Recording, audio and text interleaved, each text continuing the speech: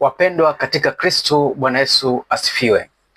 Ni jambo la baraka kumshukuru Mungu kwa uhai aliotupatia na kutuwezesha kukutana tena mara nyingine masaa haya. Lengo letu ni kwenda kujifunza maneno ya Mungu au kujifunza uwepo wa Mungu ili tupate njia mwangaza wa kumjua yeye, kwa sababu maandiko yanasema watu wangu wanapotea kwa kukosa maarifa.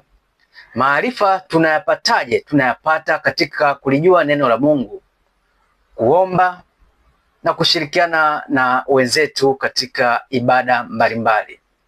Sasa leo nataka kuwaletea ili somo kwamba tunashindaje uchawi kwa watu walioamini, na maanisha Wakristo.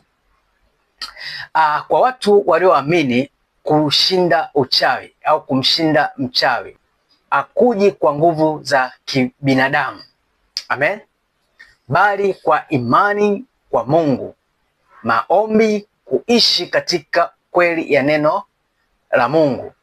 Kwa hiyo hata Biblia inatufundisha kuwa nguvu za Mungu ni kuu kuliko nguvu za giza. Baadhi ya njia za kiroho ambazo waamini hutumia ni kama kuomba kwa imani na mamlaka katika jina la Yesu.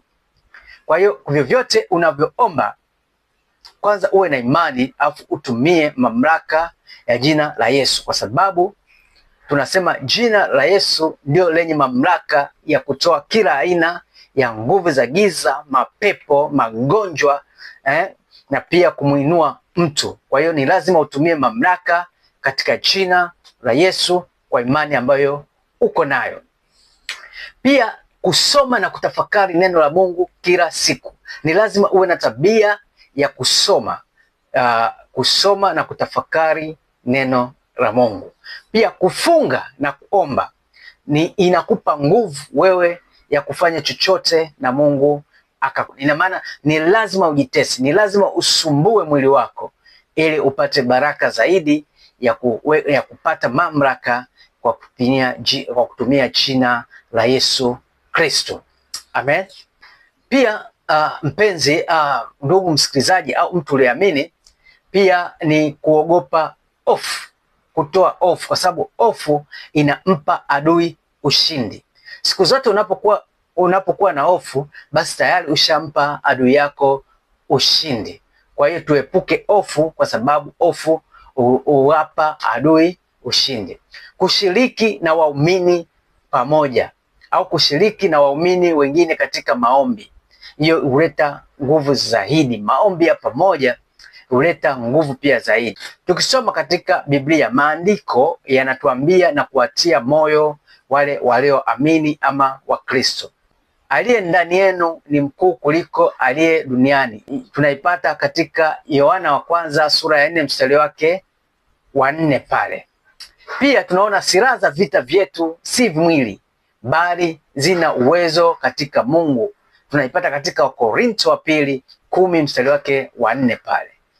Biblia inatuambia nini kuhusu mafundisho ya kichawi au kuhusu uchawi?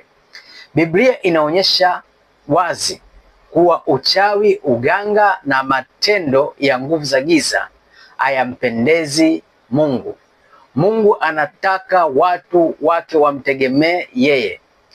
Wanataka wamtegemee yeye peke yake, si nguvu nyingine za kiroho. Mungu wetu ni mwenye wivu. Mungu hataki kumshirikisha mtu yoyote katika kumwabudu. Mungu wetu ni wa pekee. Mungu anakataa uchawi. Katika Agano la Kale, Mungu anawaonya wana wa Israeli wasijihusishe na waganga, wapiga ramli, wachawi na wanaowasiliana na mzimu. Naam, katika Kumbukumbu la Torati ile 18 mstari wake wa 10 mpaka 12 inasema kuwa matendo hayo ni makatazo, ni machukizo mbele za Mungu. Kwa hiyo uchawi huleta utumwa wa kiroho. Watu wengi waliojihusisha na uchawi katika Biblia walifungwa na hofu, walidanganywa na nguvu za giza. Shetani hutumia uchawi kufanya watu wamwogope au wamtegemee yeye badala ya kumtegemea Mungu. lakini Yesu Kristo alikuja kuleta uhuru, ukombozi, nuru na wokovu. Amen. Yohana 8:36 inasema, mwana akikuweka huru utakuwa huru kweli kweli. Amen. Nguvu za Mungu ni kubwa kuliko nguvu za giza. Ndio maana tunaona Biblia inatufundisha kuwa waamini au Wakristo hawapaswi kuishi kwa hofu. Mungu ana mamlaka juu ya kila nguvu za giza. Kwa hiyo nguvu za giza haziwezi kushindana na nguvu za Mungu. Amen.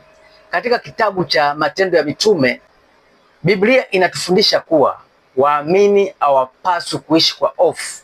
Mungu ana mamlaka juu ya kila nguvu za giza.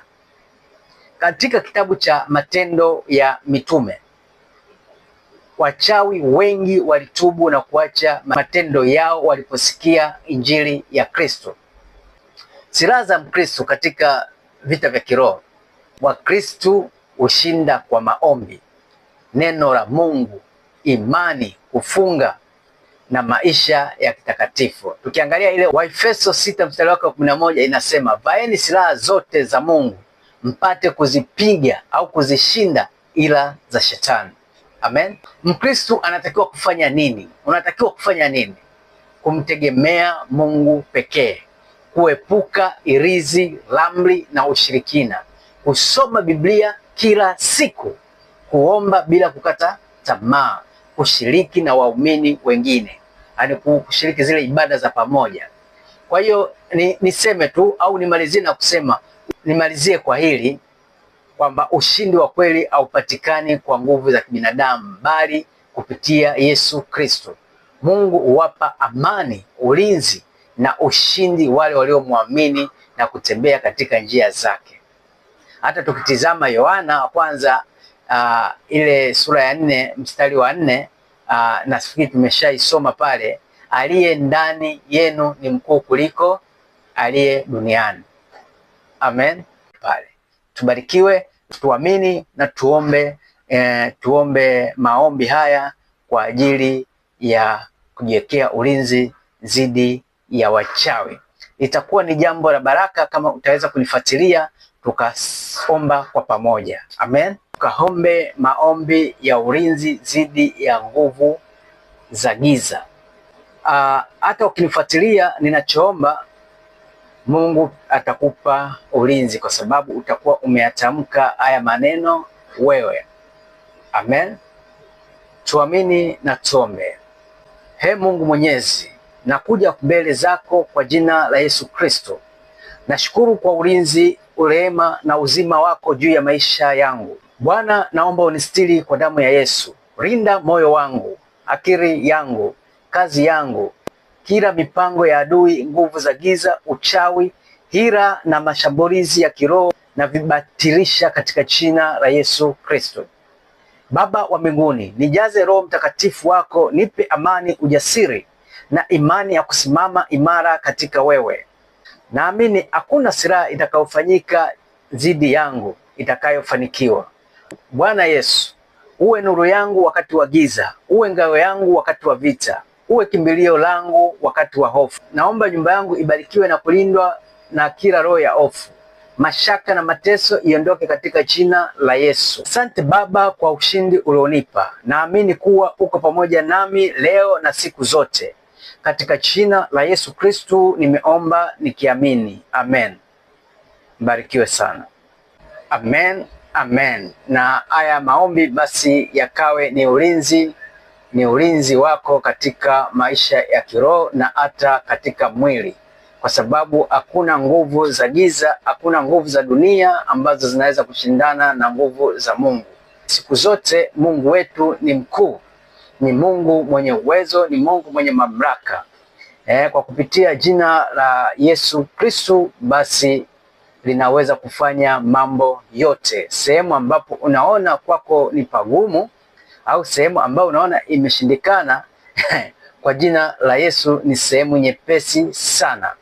Amen. Kwa kusema hayo basi tubarikiwe sana na Mungu wa mbinguni aweze kuweka ulinzi baina yetu na nguvu za giza. Asitofautishe kati ya sisi waamini na hao wanaowashirikina.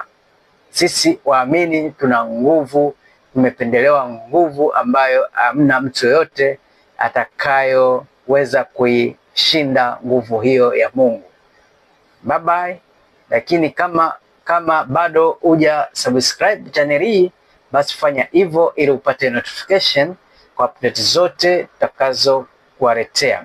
Pia tuweze kujifunza pamoja neno la Mungu, tufunuliwe zile siri za Mungu, tupate maarifa ya Mungu kwa elimu.